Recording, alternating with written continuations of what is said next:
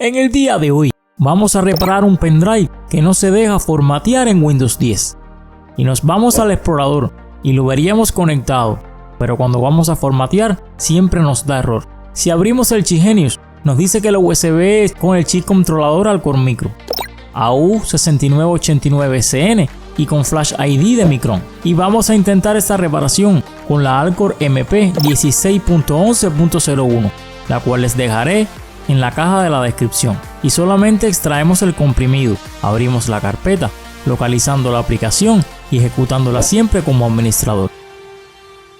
Ahora debemos esperar unos segundos a que reconozca el pendrive.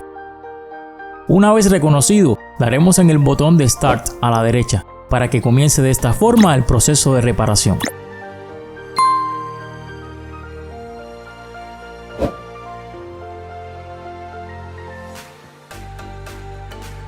Si te gusta el video, no olvides dejar tu like y suscribirte al canal con campanita activada para que no te pierdas ningún video aquí en D-Tech USB.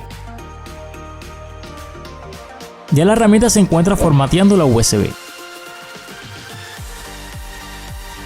Hasta que nos salen estas letras de color verde que nos indican una reparación exitosa. Ahora cerramos la Alcor MP y vayamos al explorador de Windows a comprobar. Y veríamos la memoria sin problemas y completamente funcional.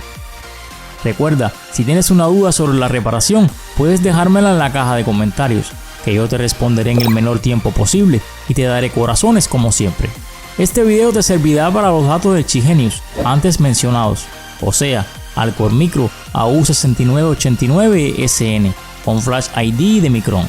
Pero si tienes otros datos, aquí te dejo una lista de reproducción con el que podrás revisar muchas otras reparaciones en el canal.